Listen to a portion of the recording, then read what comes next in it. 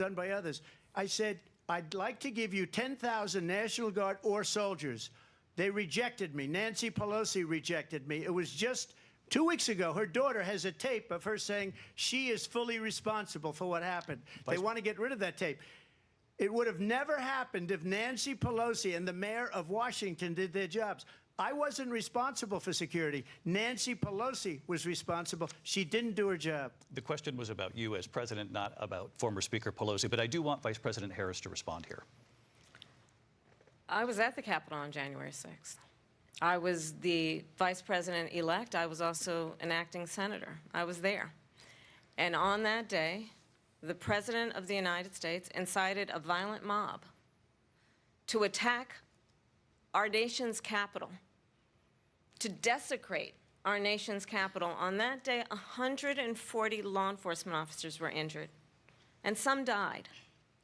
And understand, the former president has been indicted and impeached for exactly that reason. But this is not an isolated situation. Let's remember Charlottesville, where there was a mob of people carrying tiki torches, spewing anti-Semitic hate. And what did the president then at the time say? There were fine people on each side. Let's remember that when it came to the Proud Boys, a militia. That was one thing that, like, the right is currently talking about, just so you know. So you're in the know, that she apparently did not get fact-checked there, and he did not say fine people, but, like, he did say that, like, there were good people on both sides. He did say something like that. If you know what, like, just so I can just put it to rest, we can even Google what, we can even check it out. Just quickly, a little thing. I should have had this all ready to go. Oh my God. Stupid mouse.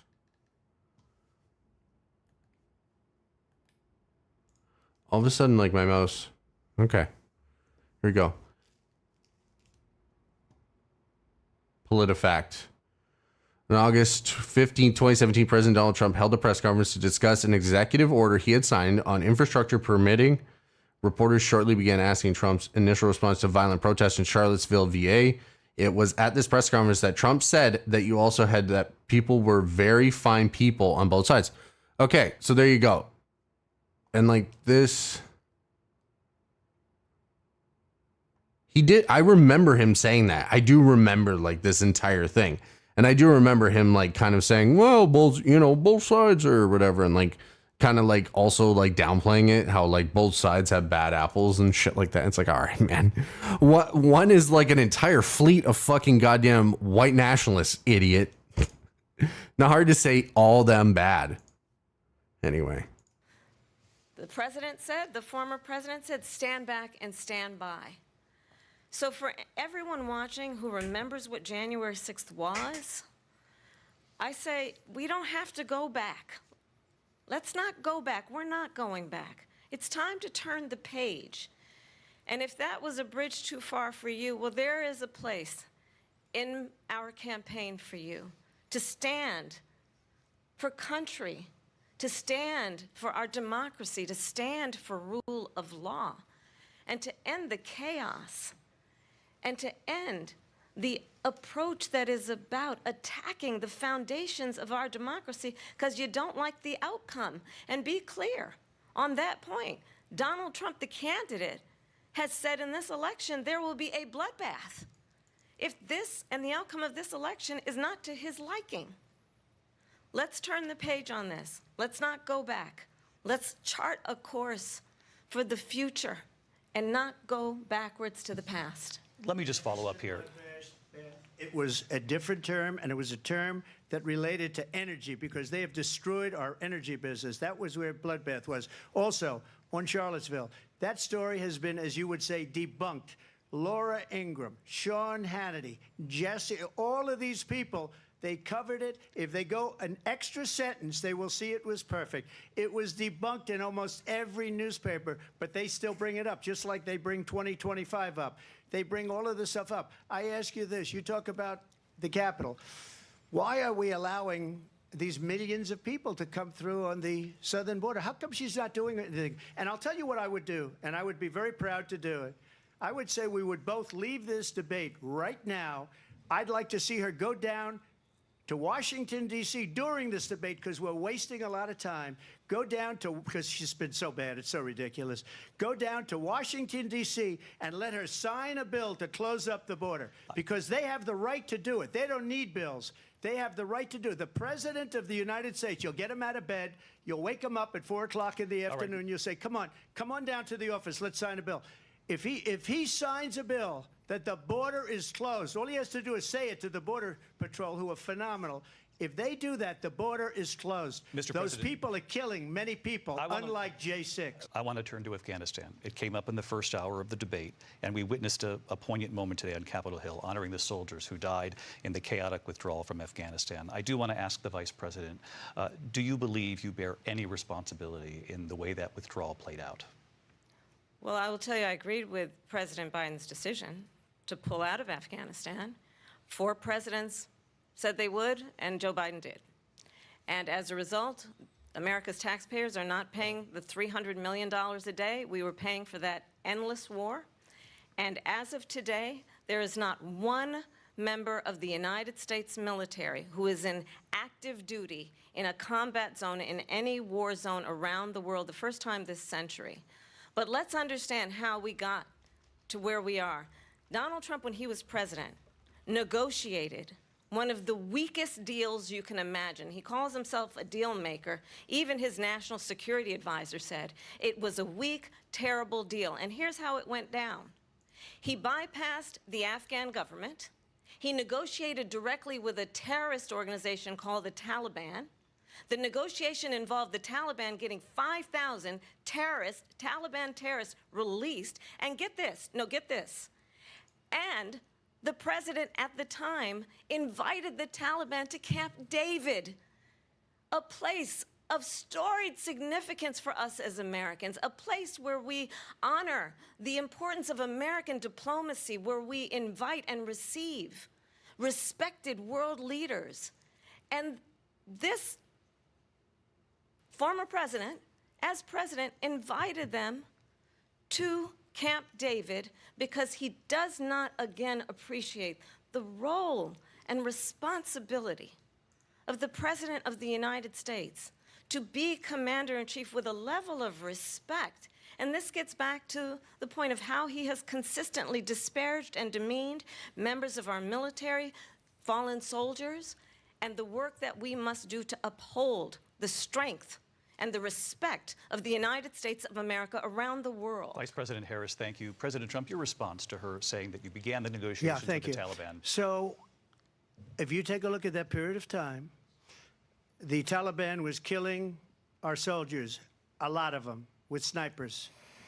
And I got involved with the Taliban because the Taliban was doing the killing. That's the fighting force within Afghanistan. They don't bother doing that because, you know, they deal with the wrong people all the time.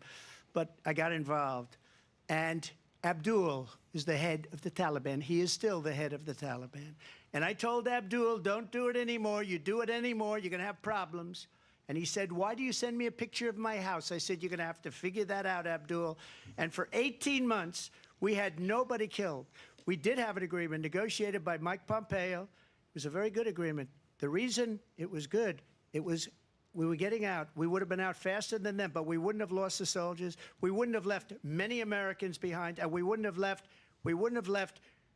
$85 billion worth of brand new, beautiful military equipment behind. And just to finish, they blew it.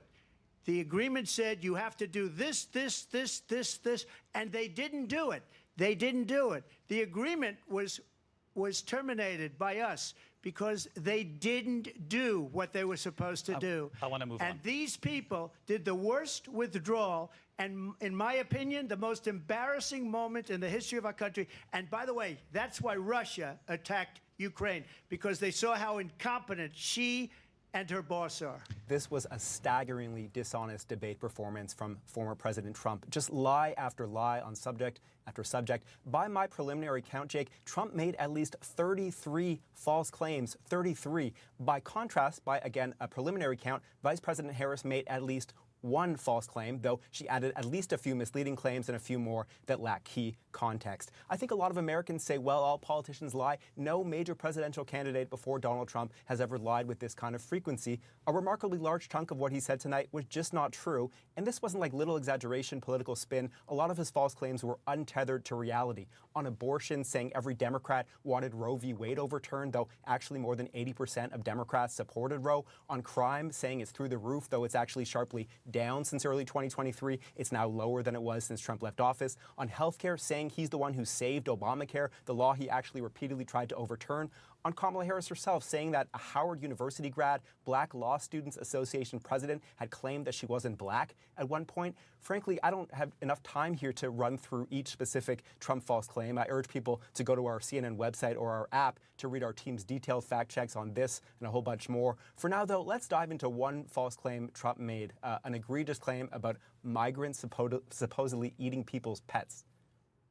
The spit on that guy's In lip. Springfield, they're eating the dogs, the people that came in. They're eating the cats. They're eating the pets of the people that live there.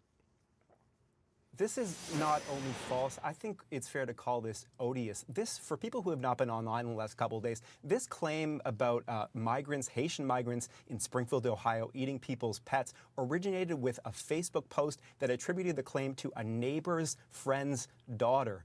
So, you know, a third-hand broken telephone kind of thing. The city of Springfield and the Springfield police say there are no credible reports of this happening. And even J.D. Vance, the vice presidential candidate who himself had promoted these claims, acknowledged this morning that the, quote, rumors might turn out false, although he still encouraged people to spread these cat memes. Now, I'll note that Trump himself added dogs to the equation. They had not even been part of these viral nonsense rumors before. Now, let's look at one false claim that Vice President Harris did make about the economic situation that the Biden-Harris administration was left by Trump.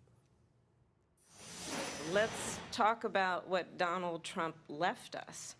Donald Trump left us the worst unemployment since the Great Depression. And what we have done is clean up Donald Trump's mess.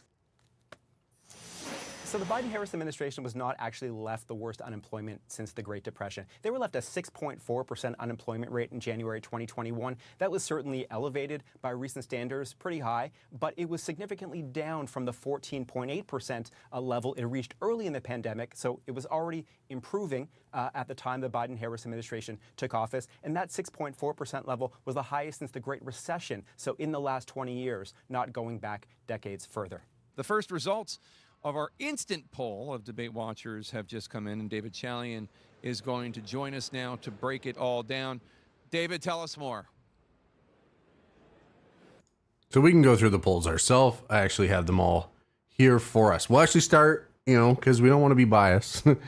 We will start with Fox. So what did Fox have? So initially, who won the debate? After the debate, Live Now from Fox asked viewers in a unscientific poll who they thought won based on their performance, and nearly 120,000 people weighed in. A majority, obviously, the majority of Fox viewership would be right wing. Majority, 68%, said that Trump won the debate. 31% over Harris, and another 1% thought that there was no clear winner. Fox 5 DC also asked viewers who they believe had the best showing in the debate. In that poll, Harris came out on top. I don't know how that makes sense, earning 54% of the vote compared to Trump's 45%. Another 1% thought it was a tie. Meanwhile, in Kamala Harris's hometown, KTVU Fox 2 asked viewers who won. As of 9 a.m. PDT, Harris was polling at 70% to Trump's 27%. That's obviously his hometown. I will say, you heard a little bit of the recap. I thought it was gonna be 25. I didn't even scan that video. I'm a fucking idiot. But I thought it was gonna be like key highlight points throughout the whole thing. I will say, watching a summarized version, Trump is a lot less rambly, and I can kind of hone in to see why a lot of right wing and like Republicans are, you know, seeing this as a win, because again, if you watch the whole thing in its entirety, he came off very rambly. He kept bringing up the immigration problem and everything like that. He sounded like he honestly did. He sounded like a crazy person. One of the down parts for Kamala was obviously on the entire Israel-Palestine thing. She's taking Joe Biden's standpoint. And yeah, just not good for her in any means. Some people were saying that Kamala came across as like scripted and like performative and rehearsed and everything like that, which I can appreciate, but I mean, you have time to prepare for the debate. I don't know why, you know, she probably went through every possible scenario, and that's what you want. You want to be able to answer your opponent or the question as quick as possible. So I don't really see that as like being a negative to be like prepared. I think like I think you're just like, you're demeaning, like you're calling it rehearsed when it's just being prepared. And I think you're confusing the two. And that's not a negative in my opinion. So that was Fox's poll. And then of course, like Trump like had tweeted that when it was literally like live for like 2 minutes or something like that. CSN flash poll of the debate. You had post debate 63% for Harris and 37% for Trump. And then pre-debate, which is still pretty close, honestly, post debate. I know like 63-37 isn't like a total even, but like in my opinion, I think it was more of a 75-25, because Trump has just kind of drank the Kool-Aid, and like he's talking about the Haitian thing. He's talking about chronically online right-wing things like conspiracies and problems that are touted online. And that's what sucks. Like, you know, for the current state of the Republican Party is it's just, and I know like they'll probably say this about the left, but it really is, especially when you have Twitter being run by Elon Musk. And it right now, it's just this echo chamber of crazy. And you're just leading to one conspiracy after the other, and insane rhetoric and just racism, bigotry, and all of that. Pre-debate, it was a 50-50 split on CNN. And then we have independent. What is their snap poll looking like? So nearly 2-1. So that's the CNN flash poll as well. Did they not take their own? Debate watchers say Harris better understands their problems. Voter who watched the debate say Harris better understands the problem facing people like them, with Trump close behind. Trump Harris. So there you had Trump 43-30. Pre-debate, you had Trump actually winning that. Who better understands the problems facing regular Americans today? You had 43% for Donald Trump and 39% for Kamala Harris. Post-debate, a little bit of a sway. Who better understands the problem facing regular Americans? You had 44% voting for Harris and 40%. So Trump losing 3% there.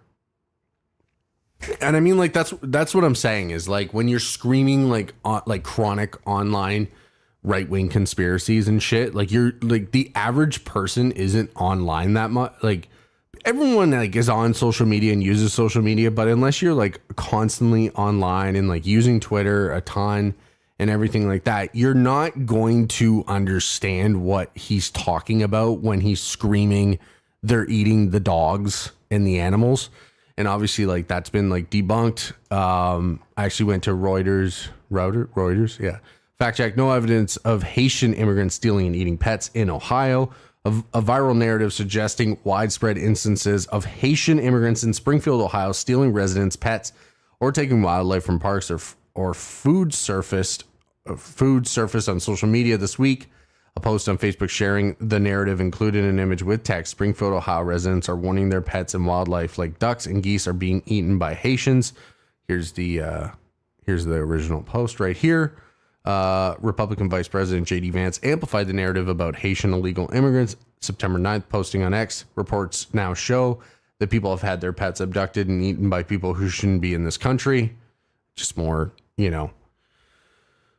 just more flame to the fire. They'll take it, whatever they can get. However, Springfield police and officials have said in response to the narrative that there are no widespread instances of Haitian immigrants stealing pets to eat them. In a statement Tuesday, a Springfield police spokesperson said, in response to recent rumors alleging criminal activity by the immigrant population in our city, we wish to clarify that there have been no credible reports or specific claims of pets being harmed, injured, or abused by individuals within the immigrant community.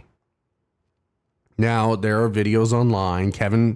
Who's the guy that played Hercules? Kevin Sorbo. He was quick to fucking hop on that one. So, so body cam video. That's actually what he actually posted. Some social media posts present body cam footage of a woman's arrest in Canton, Ohio for killing and eating a cat to support online narratives, but Canton, Ohio police spokesperson Dennis Guerin said in the email, the suspect in this case is not a Haitian immigrant. She is a lifelong Canton resident.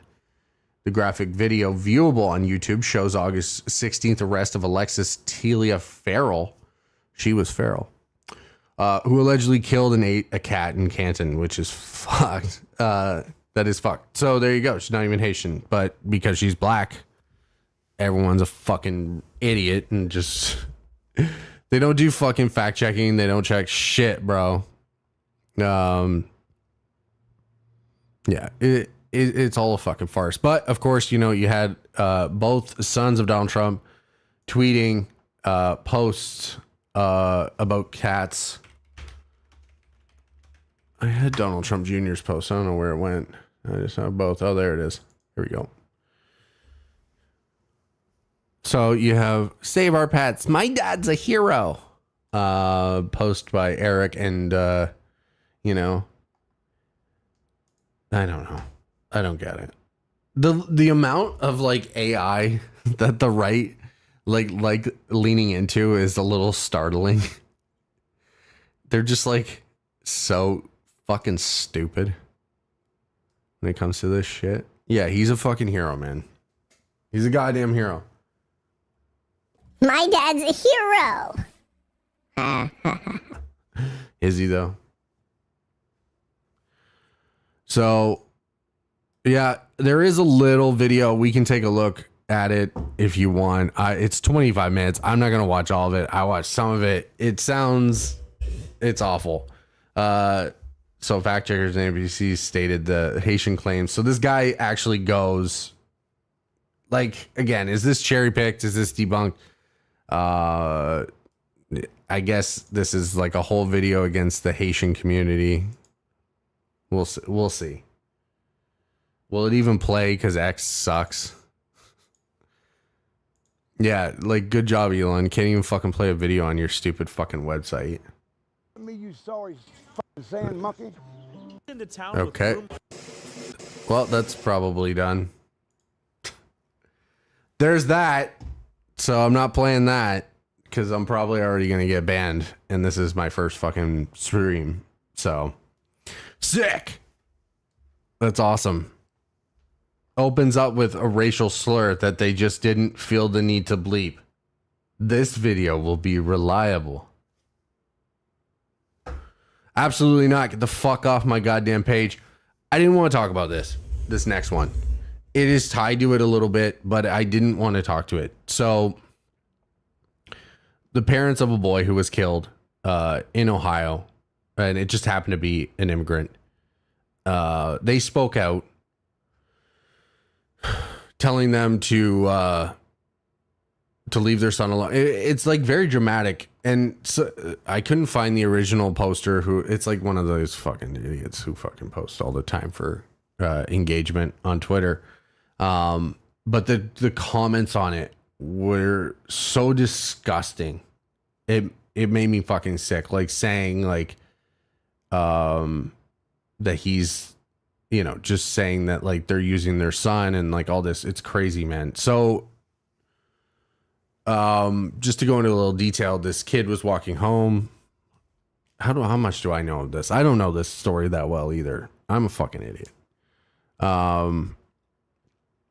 Anyway, the parents, just because JD Vance, Donald Trump, like all these people have spoken this kid's name using it like in this Haitian thing as well. And the dad said that he wished it was a 60-year-old white man so that people would leave them alone. And like the right got so mad. And yeah, it's just super sad, like to see, like that's where you see the echo chamber. Fuck. That's where you see the echo chamber on fucking this thing. Oh, another conspiracy that came out is that Kamala was wearing a fucking microphone earring. I mean, like, just because she had pearl earrings on, that's definitely it. It's like, all right, man. Notice how like those ones have like these giant fucking like gold there at the bottom. This one does not. Hers do not. Anyway. That's enough for that. I'm fucking over it, man. I'm over politics and all that shit. I'm sorry I butchered that fucking story about that guy and that guy's son, but this kid was killed walking home from baseball practice. It happened to be an immigrant. I don't know if it was a Haitian immigrant. Okay. But people are using it to fucking stoke the race war. And it's disgusting. And this father said that he wishes, you know why? You know why he wishes like a white dude killed his kid so he didn't have to hear about this? Because fucking crazy people want to use his son as fucking fuel for a race war now. And this dude just wants to fucking mourn the death of his son. God fucking forbid, right? Absolute fucking joke, man. And like, that's what pisses me off. Yeah. So the only other thing to add to the debate shit is Taylor Swift came out post debate and she endorsed Kamala Harris, saying, like many of you, I watched the debate tonight. If you haven't already, now is a great time to do your research on the issues at hand and the stances that these candidates take on the topics that matter to you most. As a voter, I make sure to watch and read everything I can about their proposed policies and plans for this country. Recently, I was made aware that AI of me falsely endorsing Donald Trump's presidential run was posted to his site. It really conjured up my fears around AI and the dangers of spreading misinformation. It brought me to the conclusion that I need to be very transparent about my actual plans for this election as a voter. The simplest way to combat misinformation is with the truth. I'll be casting my vote for Kamala Harris and Tim Walz in the 2024 election. Bravo. I'm voting for Kamala Harris because she fights for the rights and causes I believe need a warrior to champion them. I think she is a steady-handed, gifted leader. I've been saying grift too much. That's why. Because I keep talking about all these fucking idiots. Oh, anyway.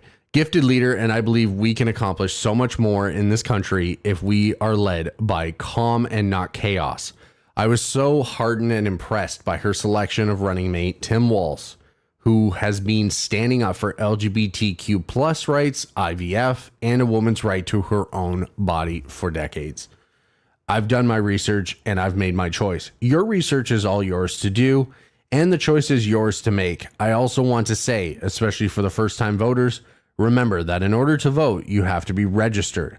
I also find it's much easier to vote early.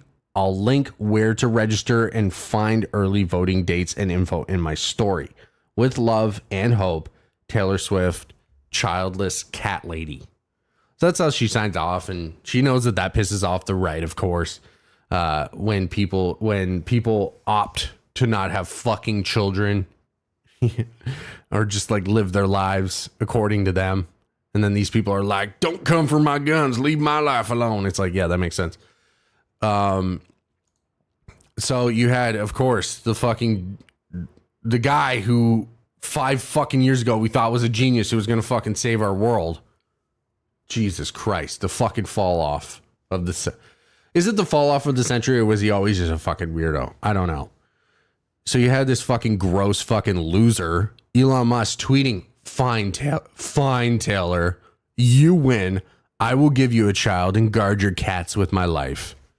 I know he'll just be like, oh, it was just a joke, whatever. It's fucking gross, man. I will give you a child. You're like a known fucking, like, what is his views on? I don't even know you're a mass procreator. I don't know. You don't even take care of the kids you fucking have. You piece of shit. Stop having them. I like how he's like an activist for like, procreating and like, he's super worried about the childbirth rates and shit like that.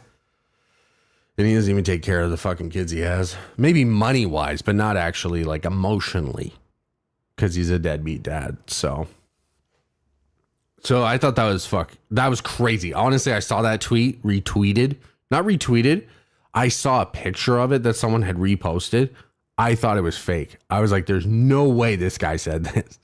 Sure enough, he said that. So fucking weirdo. I have no words, really. Oh, 3 followers. I got a new follower. Thank you so much to whoever followed. I really appreciate it. I don't have anything set up, so like maybe I'll fucking... Oh, hello. It's just me, Eddie. Hello. How's it going? Thank you so much for tuning into the stream. I really appreciate it. Okay. Shifting gears, man. I'm done with the fucking politics shit. I'm down to fucking clown on stuff. Like, did you guys see this? Like, there's so much to talk. I could keep talking about it for fucking days, bro. When I was getting like a little like lost in Taylor's thing, Antonio Brown, when I said grifter by accident, Antonio Brown has become like the biggest fucking grifter for the right wing now, like out of nowhere. And it's funny because I was like seeing reports that he was like $146,000 in debt. And then now all of a sudden, like he's just tweeting like a ton of shit, like about right wing. I don't know. It just seems so. It's like, oh, the right wing grift is going just as planned. Yo, what's that camera? Oh, thank you so much. The camera quality. This is a Sony FX30. Yeah, I went all out, man. I really appreciate that. I'm glad someone noticed. Thank God. Yeah. I've been planning on this stream for like a while, man. So I invested in stuff. I've been trying to fucking get my ass to sit down in this chair and do this since I was 20 years old. Here I am at 32, finally doing it. So I appreciate it a lot. But yeah, the right wing grift is crazy on the whole Antonio Brown thing. I hope he's getting like his debt paid off at least. I mean, get out of debt and then he'll stop and then he'll just go back to saying stupid shit that he always said. I almost bought his Biden shirt. I won't lie, where he's like tackling Biden. That was a few months ago. I don't know if he still has it. I'm on his Twitter. It's got to be linked. CTESPN. Wow, he actually fucking... does he still have it? Yeah, he does. So stupid. I'm from Toronto, Canada. Toronto. Is there any other Toronto? I don't know. Yeah, I know. Here I am talking about American politics, yet I'm from Canada. I like looking in through the window, but I will say American politics are way more fun and interesting. Although it's getting so toxic, as I was saying. Yeah. That's so funny. I almost bought this. I don't know why. I just thought it was like hilarious because he had not like former football player has nothing to do with it.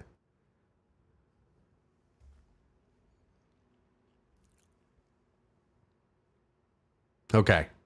I'm getting away from this. I need to talk about better things.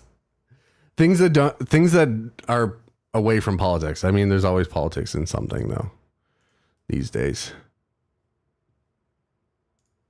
There was a video I wanted to pull up if I could of it as well. We're going to be talking about the PS5. Oh, New Zealand. You're from New Zealand? That's awesome if so. My reach is vast, clearly. PS5 Pro. All right, perfect. I got the video and everything. 9 minutes? The fuck you need 9 minutes for to talk about a console? Okay, so I don't know if I'm gonna. That's awesome, man, dude. I would love to go to New Zealand sometime. It's so far away. That's so sick. Yeah, we actually could because are they Commonwealth as well? I don't I know obviously Canadians can go to Australia pretty easy. Definitely thought about going to New Zealand for sure. That place would be fucking bitchin'.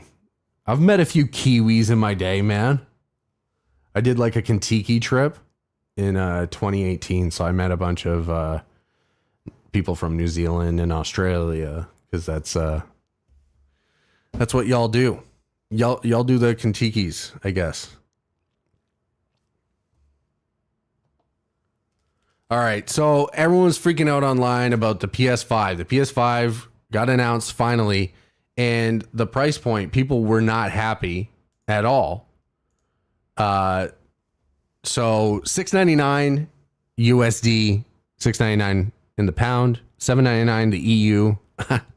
I mean, people were complaining how the EU got screwed, and it's $7.99, and then I think the last one is yen. I don't know. It's 119,980 yen. What do I know? Here in Canada, it is $959. So y'all can shut the fuck up because our dollar sucks. So that's what we're working with. And yeah, let's check it out. I haven't watched this video on it. We'll see how it is. Hi, I'm Mark Cerny. I'm excited to be here to Nice to talk meet you. about the newest addition to our console lineup, PlayStation 5 Pro, and how it advances gaming technology. But first, I want to take just a minute to look at what we put in the original PlayStation 5 and how it delivers an exceptional gaming experience. When PS5 debuted in 2020, it brought a lot to the table. 8 Zen 2 CPU cores form the brains of PlayStation 5 and enable high-speed complex gameplay, with character counts reaching into the hundreds and frame rates that can be as high as 120 frames a second. PS5 has a... Dude, we're getting so screwed then. Man, the cost just keeps going out wherever I look. 1152. It is getting close to PC prices. Oh my gosh. That's jokes. Because my whole argument is that it actually is still cheaper than a PC, but 1152, we're actually getting up there. Custom SSD can load data at breathtaking speed, resulting in ultra-fast transitions between game worlds and data streaming rates so high that traversal speeds are essentially unlimited. That's so good. Tempest 3D audio tech brings an unparalleled sense of immersion to the sound of the games. With audio so real, you may not even need to see the enemies to know exactly where they are. Okay, that depends on if Finally, you're the buying their DualSense stupid controller headset. has haptics that let you feel through your hands what your character is Oh experiencing. my god, I don't care about that. Fidelity modes emphasize the visuals, typically through higher resolution rendering. These modes might also have enhanced detail or use more ray tracing. But the games only run at 30 Yeah. frames Oh, per dude, second. don't even get me The started on visuals can be phones. chunkier, and the controls less responsive. You literally could buy an actual computer from Apple for the same price as the phone. So it's ridiculous. I can't justify. I used to be a guy that I'd go get the iPhone Pro or something.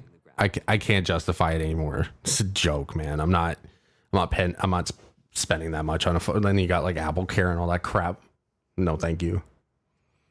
Removing that decision, or at least narrowing that divide, It's insane. is one of the key targets for PlayStation 5. Dude, I'm not kidding. This guy looks like Dana Carvey, The high frame rates the players typically who played Garth. To do that, PS5 Pro substantially improves over PlayStation 5 in 3 ways.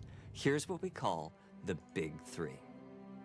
First, we made the GPU much larger and increased the speed of the memory it uses. The result is rendering that's up to 45% faster.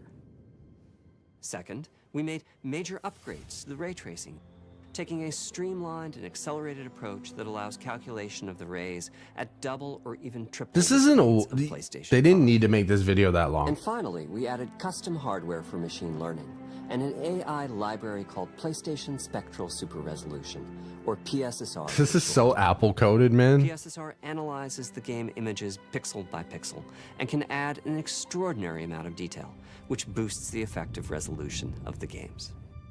Game creators are adding PS5 Pro support to new and existing titles, and with the big three involved, the results can be pretty amazing, with graphics showing something like fidelity levels of detail, but at double the frame rate. Here's The Last of Us Part 2 running on PS5 Pro. It has huge amounts of detail and targets a super smooth 60 frames per second. Ooh. Let's compare this to the fidelity mode on PS5, which is only running at 30 frames per second and is therefore much choppier. This goal of delivering almost fidelity-like graphics at performance frame rates has been achieved for a broad set of titles, including Marvel's Spider-Man 2 and Ratchet & Clank Rift Apart. We can see that PS5 Pro is close to doubling the power of PlayStation 5. Oh my god, I pulled up Dana Carvey's thing on here. So stupid. Man, tell me this doesn't look like Dana Carvey. Oh, I interrupted the whole video. Whatever. Here's The Last of Us Part 2 running on PS5 Pro. It has huge amounts of detail and targets a super It does look smooth better. 60 frames per second. It does look better. Let's compare this to the fidelity mode on PS5, which is only running at 30 frames per second and is therefore much choppier. This goal of delivering almost... Okay, I have to do this comparison quick because I need people to see this. I'm so sorry to like interrupt our scheduled broadcast to show you stupid shit. But this guy looks too much like Dana Carvey to like let it go.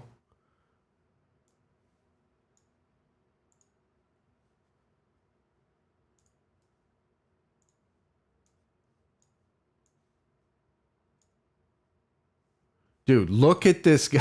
Dude. It's so, that's fucking crazy. He has like the exact same haircut and everything. They should have just got Dana Carvey to do this, man, for real. That's so funny. Oh my gosh. That's so funny. Okay. Back to the, like what matters. I'm sorry.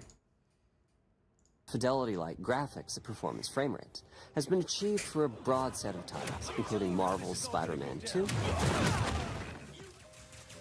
and Ratchet & Clank Rift Apart. We can see that PS5 Pro is close to doubling the power of PlayStation 5. Another way to compare the two consoles is to look at PS5 Pro versus Performance mode on PS5, both of which target 60 frames per second. What we see here is a difference in detail.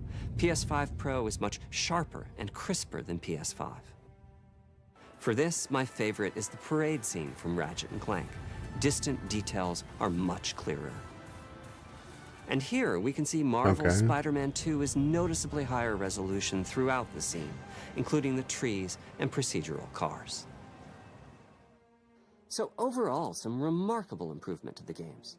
On PS5 Pro, we can see increased sharpness to the graphics or smoother and more responsive gameplay. This is the big three showing their value. As you've been seeing, machine learning via the PSSR library is being used quite broadly to add pixel detail and boost frame rate. But there are as many approaches as there are game engines. The increase in raw GPU power is being especially effective for Horizon Forbidden West.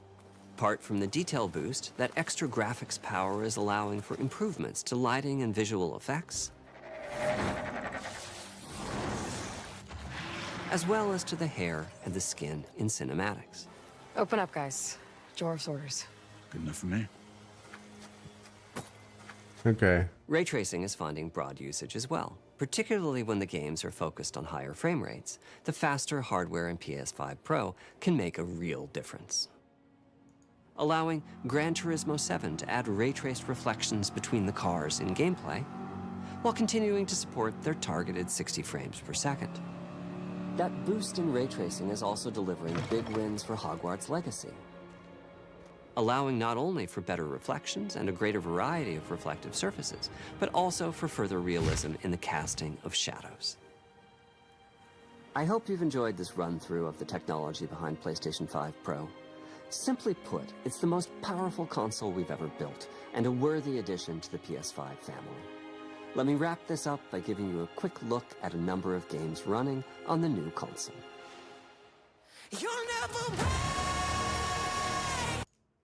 Just in case I don't want to get like, I don't want to get DMAC'd on this stupid fucking advertisement. All right, you know what? I've seen enough. Okay, so like everyone's problem, so larger GPU, advanced ray tracing, AI-driven upscaling. People are just mad about the price. Like they're just saying it's ridiculous. Like they're saying, obviously with this Concord flop, and then the Astrobot game was mint as hell, like getting great reviews. And then back to PS5 Pro being super expensive. People are saying it's over. And then, of course, here, IGN posting that in the fine print, it says down here, vertical stand sold separately. Fun fact for everyone. I have a PS5. It's actually right beside me. I have the digital one, so I don't have a disc or anything like that. I know. I'm killing physical media, clearly. But you should not actually stand it up straight because they use the metal cooling or mercury cooling or whatever, like their cooler, like liquid metal cooling. That's what it is. Maybe it's not mercury. I can't remember what it's liquid metal cooling. Okay, so that's what they use to cool their CPUs currently in the PS5. And I didn't know this, but standing it up is actually super bad for your PlayStation 5. So you don't even want to be doing that. Don't do that. I've actually had to send this in for repairs, probably due to that, because I only ever kept it up. So you had people obviously comparing, saying, hey, like this is just as much as a computer. So someone said, I put together a quick mid-range PC build for about $1,300, PS5 Pro plus the disc. Oh, that's another thing that people are mad about. So the expensiveness, but you only get the digital version. You do not get the disc. The disc is extra. So the disc, so if you buy the disc drive and the PS5 Pro, you're looking at $780 USD, which is a little ridiculous. So he's equating, if you spend $500 more, you get free online, free cloud saves, free, much cheaper games, mods, higher fidelity and frame rates, PC Game Pass with a day one Xbox games, hundreds of titles, PS5 exclusives, 1 to 2 years after launch. DLSS with frame gen or ability to tweak and customize settings, ability to upgrade, all that shit. So what did he have here? An AMD Ryzen 5 7600X, thermal right peerless. So that's the fan. MSI Pro B650. Hey, shout out, bro. Corsair 16 gigs of RAM. Yeah. Okay, so like your 4070 Super. So like a pretty average PC build. Yeah, I mean, I can definitely see it for sure. Here's my point about this whole thing. A lot of people, like who consoles are directly catered at is the people that don't want to have to deal with computers and updating them and like going through all that shit. Some people just want where you just hear that beep and you just turn it on. You maybe have to do an like maybe there's an update, it does it itself. You then do it and you just play your video game. There's no strings attached. With PC, you never know. You like, and any PC player will tell you this. You know, you might have to roll your GPU drivers back because like some kind of glitch is happening after you update. You know, you're toying with like all this different like settings and everything like that. Don't get me wrong, like you're gonna get like high quality games, and there is advantages to PC gaming. But you have to remember, consoles wouldn't exist if there wasn't like a direct person, like a direct market for them. And that, like, those are people that don't want to do PC gaming. They just want it simple. They just want this thing that plays video games, period. And I don't think that's going to go away. I think like this isn't like that crazy of a price. I think it's ridiculous that the $699 doesn't just include the disk drive with it, in my personal opinion. But as far as it goes, like, I mean, right now, Microsoft isn't necessarily being too competitive when it comes like to the console. So it's kind of free reign for PlayStation, but they're not even offering like good exclusive games outside of Spider-Man, God of War. But I'm trying to think of like what titles are currently coming. I know a lot of people want Bloodborne remastered at 60 frames. So maybe they'll do that with this coming, because a lot of people were pissed that, you know, there are tons of IPs that PlayStation has that they chose to do in over the past, that they put, like, even some of them didn't happen because of Concord being built over the past 10 years and then being a gigantic flop. So a lot of people were pissed at PlayStation for that, which is never good, obviously. So I don't think it's like too ridiculous. I think people kind of need to like get a grip on the fact that like we're entering like a time where there is going to be like a time where consoles are going to essentially, like, we've reached it. What am I saying? Consoles are essentially just computers now. Like they are PCs just in console form. So of course the price points are going to go higher and everything like that. And then like when you include inflation as well, it's not that ridiculous. So I just think they should have bundled it with the disk drive, and I think you would have been fine. I was trying to see if there was an inflation thing as well that I saw on all the PlayStation.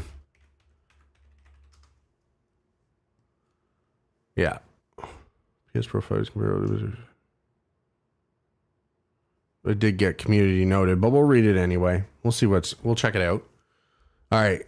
Here are the inflation adjusted prices for mainly PlayStation consoles since launch. PS5 Pro is comparable to the PS5 Digital Edition, which is not included in this list. Didn't have the disc. PS5 Pro disc drive is $80, so it will be a total of $778. Okay. So adjused for inflation, you have the PS1, $611. That's how much it would cost today, obviously adjusted. PS5, $546. PS3, which I remember was super expensive when it came out. So $778. PS4, $538. PS4 Pro, $522. PS5, $606. And then PS5 Pro, $699. So this community note is basically saying that it's $778 with the disc drive. So comparably, PS3 and that is kind of equal. Although a lot of people were saying how PS3 would be, or PS3 was backwards compatible with like tons of shit, played DVDs, played all that. So yeah, I don't know. I have a hard time like saying this isn't worth it, because let's see what it's comparative to. AMD Radeon.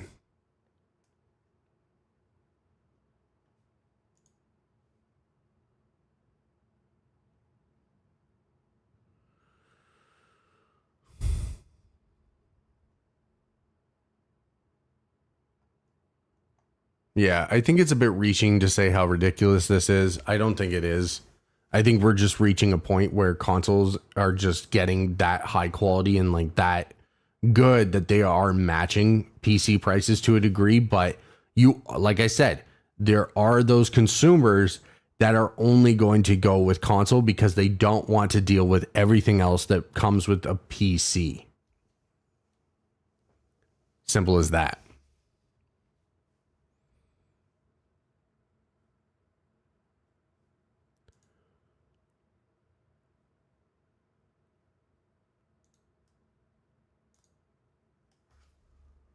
Is this my longest stream ever? I think I've reached my longest stream. Hour and 18 minutes. Not too shabby. All right, moving on. I haven't gone over this one yet. If you didn't see it over the weekend, Tyreek Hill being pulled over. Pretty brutal situation. to say the least. Just really, it's just not good, and we'll check it out.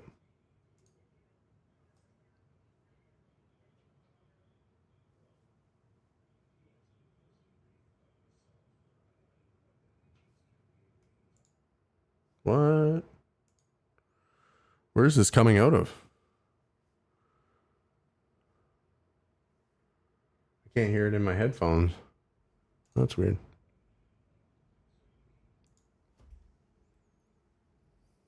I think some of my audio settings just changed for no reason whatsoever, which is always great.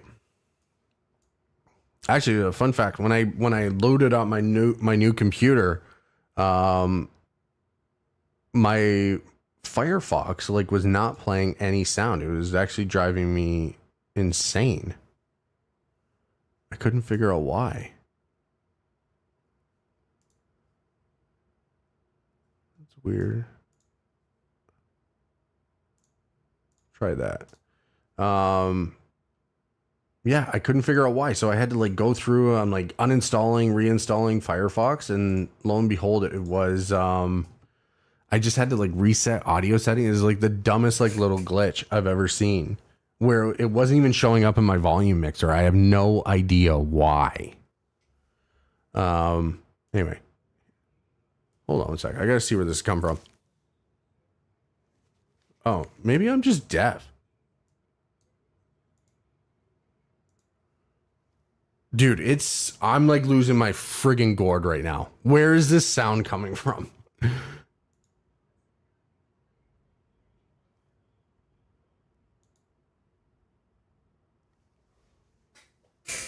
I'm losing my mind. What the fuck? Where is this coming from? Show yourself. Oh, I don't even have my plugin to do that. That sucks. Whatever. All right, let's try this. Oh, is this one playing? Is that why, maybe? All right, this one. All right, let's get right into it. That one was fine. I don't know what's going on with that one. Why don't you have your seatbelt on? Why don't you have your seatbelt on? Or what? Why do you have it up?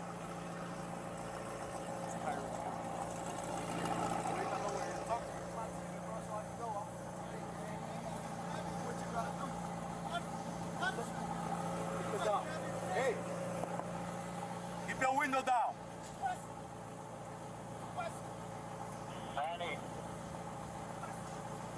So this is where it starts to escalate, where he won't put his window down.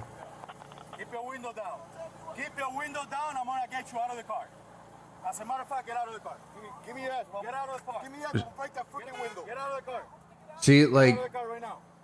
and here's my first gripe with this whole thing is the whole point of a police officer is to de-escalate a situation. These two gentlemen are escalating. Okay, I understand that Tyreek, not a totally upstanding citizen to a degree for some things, but I understand he's not being but he's pulled over. He's given you his ID, his license, whatever. Your job is to just de-escalate. Sure, he's not being super accommodating and kind of rude, but this doesn't warrant what's happening right now. Get out. Get out. Get out. What part of that don't you understand? Hey, Drew, I'm getting arrested, Drew. I'm getting arrested. So Drew is his agent that's on the phone currently that he's yelling at. When we tell you to do something, you do it. You understand? You understand? Not what you want, but what we tell you. You're a little fucking confused. I'm getting out, bro. Too late. Chill, Too bro. late. All right, bro. Take me to jail, bro. Do what you gotta do, bro. We are. We will. Good, bro. It is good. Hey, Drew, hey. Don't worry about it. I hung up the phone. You stop crying. Bro. Y'all. Don't move. Good. Bro, you beating on my window like you crazy. Just set him up. Why y'all beating on my window like y'all crazy for?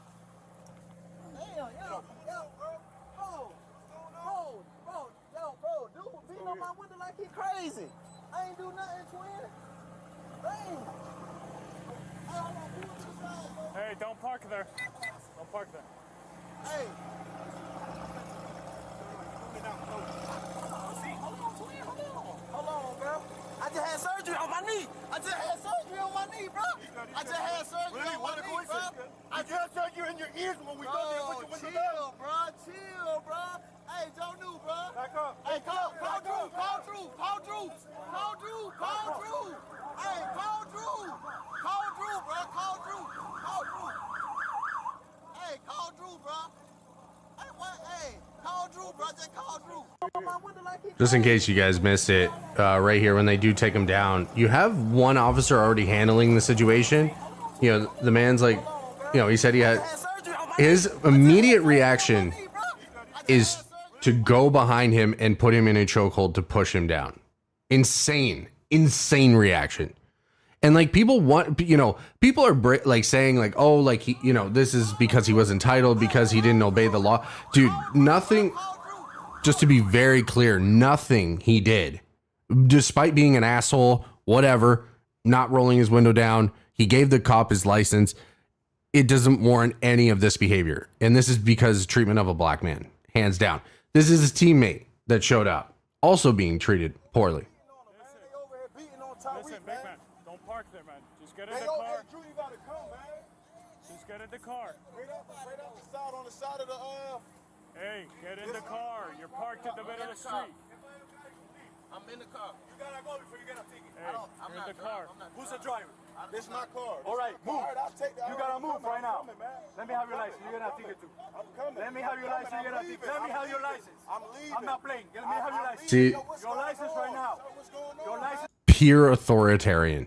This guy, I don't know why, but he needs to just assert himself and his dominance. This man is telling him he's going to leave. He is not going to be doing anything illegal. This man is saying, nope, you're not allowed to leave anymore. Give me your license. It is complete and utter fucking bullshit. Right now. You're not gonna give me your license? You're not gonna give me your license? You're not going to give me your license. You're also black. I'm going to fucking handcuff you. Yep. Insane. I can't. So actually, one of the officers did get suspended. I just had it pulled up. I don't know where it went. Hold on one sec. Here we go.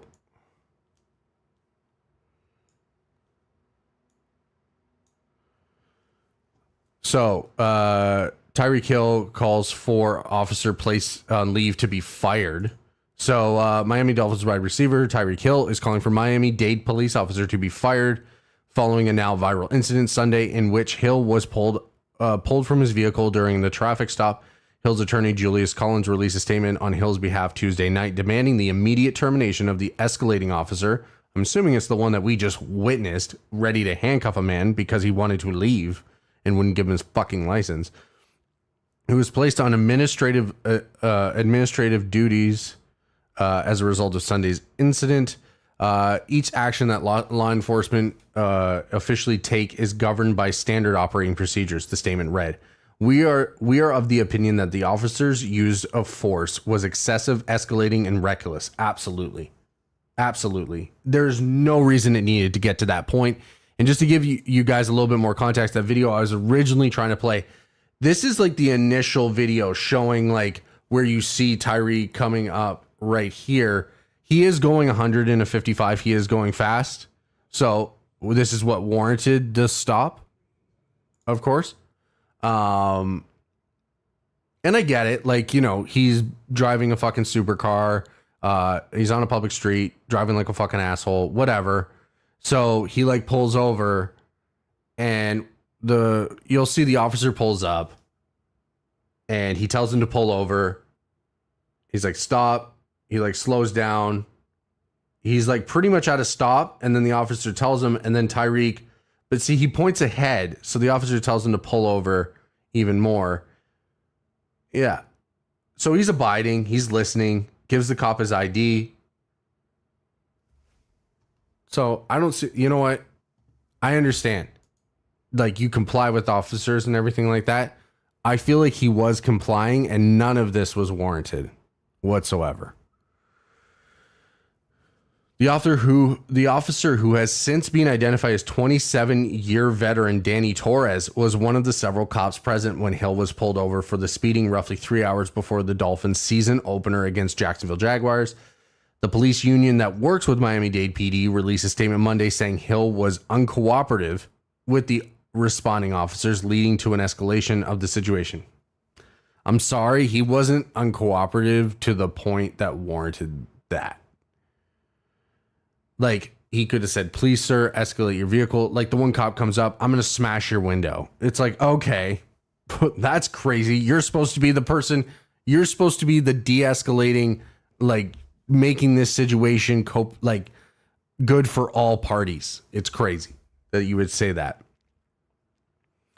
Body camera footage released Monday evening showed that after a brief verbal altercation with the officer who pulled him over, Hill was instructed to exit his vehicle, but ultimately was forcibly removed from his car by Torres and redirected to the ground. Torres then handcuffed Hill while kneeling on his back and forced him to the ground again after Hill was instructed to sit down on the sidewalk.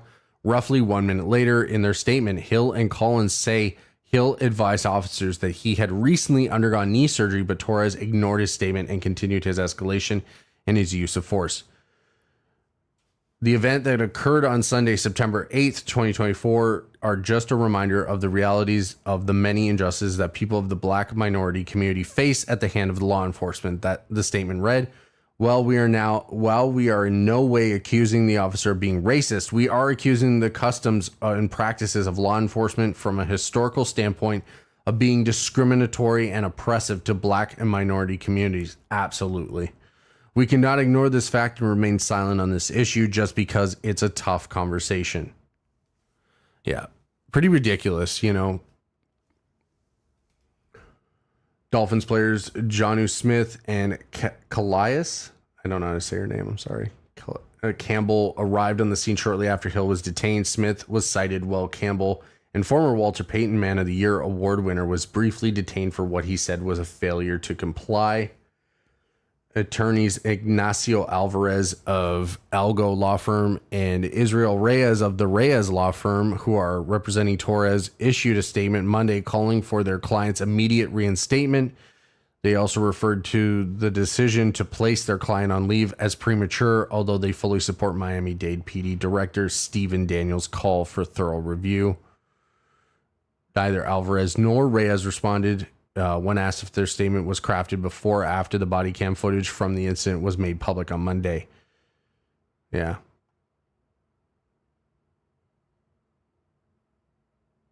During their appearance Monday, the Dan Lindbergh show, Hill agent. Tyreek Hill's agent Drew Rosenhaus expressed disgust over the officer's treatment of his clients. For me personally, I believe the officers that did that to Tyreek shouldn't be in that position. They shouldn't be let go, Rosenhaus said. Look at the guy who kicked him. That guy should be fired. That's out of control. The guy that jumped in and put him in a chokehold. There's no place for a police officer to have a badge that operates like that when Tyreek wasn't being aggressive or violent or fighting back in any capacity. And like, that's what you see, man. Like, there's no like resisting. Like, he's just telling you he has a bad knee and like it would hurt to maybe sit down in that capacity where he can't, brace his fall or something. Like, I mean, we're talking about a multi-million-dollar athlete and a former child abuser, or maybe current. I don't know. I can't let Tyreek slide too much on that. Okay. Guy hasn't had, like I said, he hasn't been the most upstanding person, but, this is disgusting. Like, and it's absolute prejudice. I don't give a fuck how you look at it from whatever direction. The police officers escalated the situation. They were complete authoritarian about the whole thing, and just a complete and absolute abuse of power in every sense of the way imaginable. And I think it's fucking gross.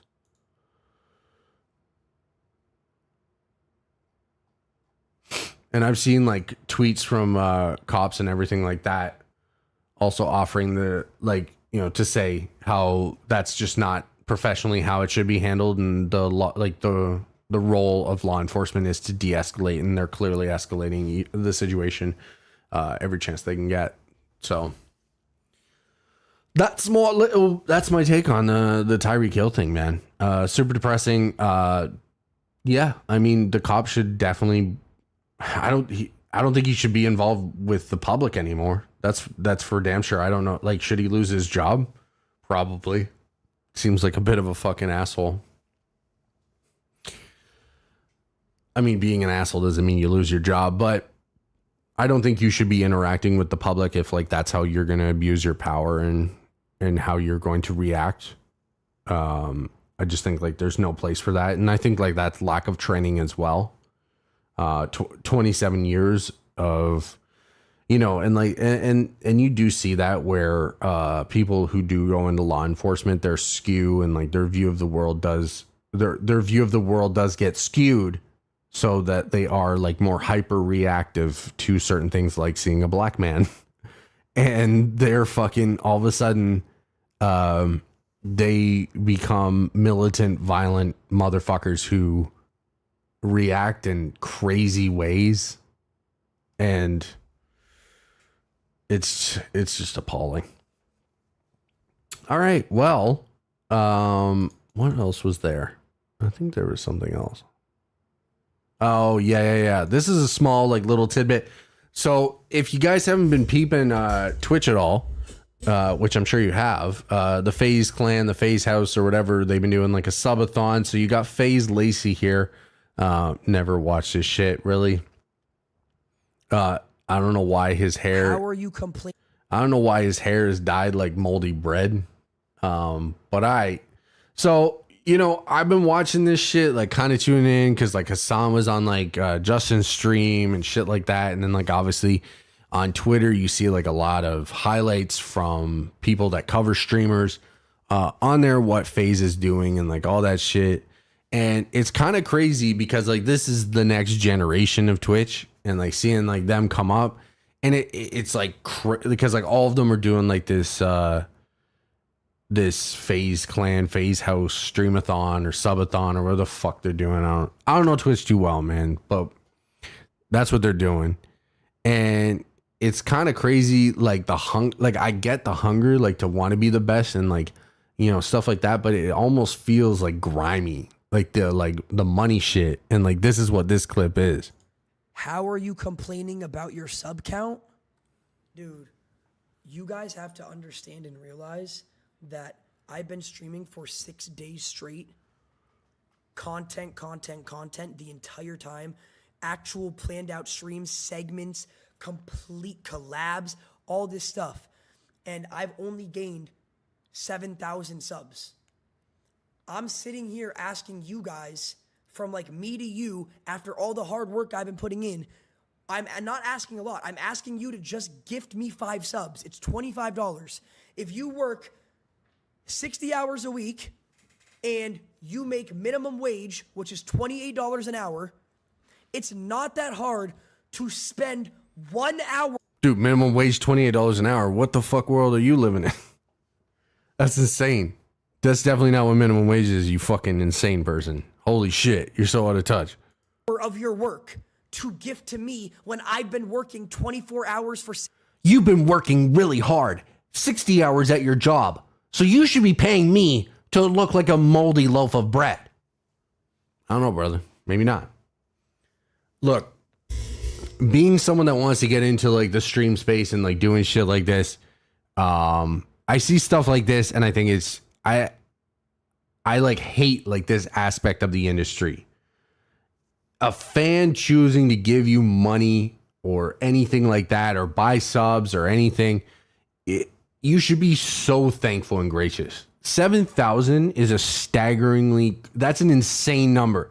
And I know like where this is driven because it's like a competitive thing and like it feels super weird because like, and I'm not trying to come after like fucking like banks or something like, but like obviously like they're getting a piece of like all this, but it's like, it feels somehow predatory, like how like these guys are like trying their damnedest to like earn a buck for like, which is getting kicked back to like the org. And then I don't know, it just feels so fucking greasy somehow.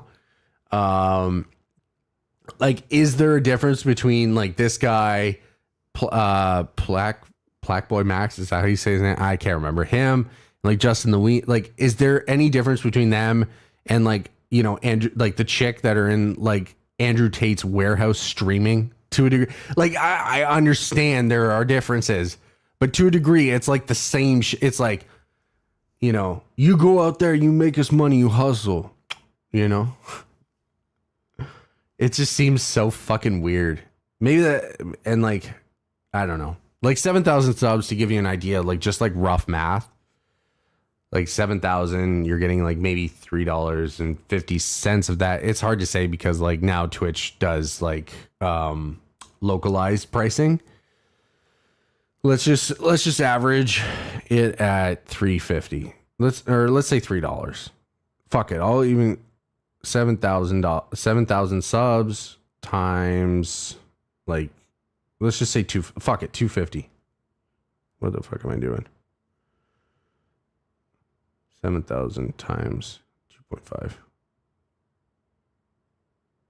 Yeah, you're looking at, wait, what is that? How much it is? $17,500 a month? Like, that's fucking madness, bro. No way. Is that actually what it is? So he has 14,365 times, and I'm going low on the return.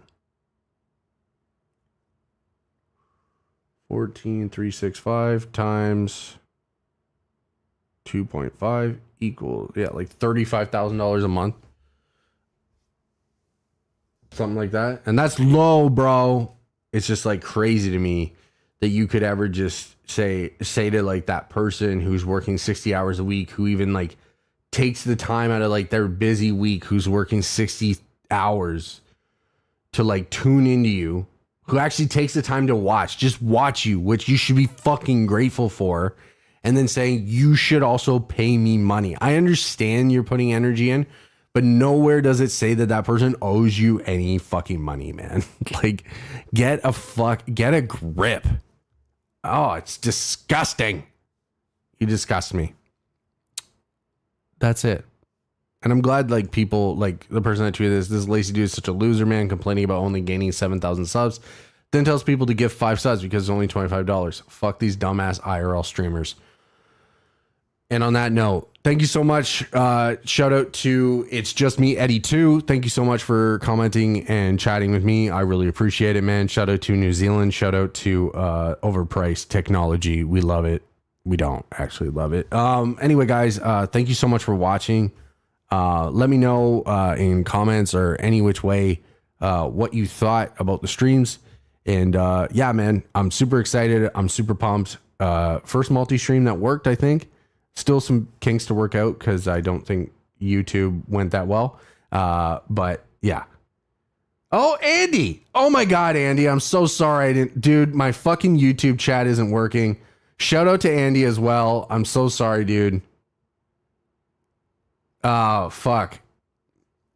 Dude, I'm so sorry. Like, I have like the chat open and then I just went to check on my quality for YouTube. Thank you so much for tuning in, man. I really appreciate that as well. You've been a fucking day one guy. I love it. I really appreciate that so much. You even checked out the vlogs, dude. You're a real OG.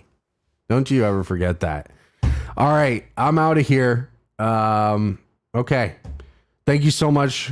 I really appreciate it, and I'll be on tomorrow. Fuck it. I enjoyed this. I'll be here. All right.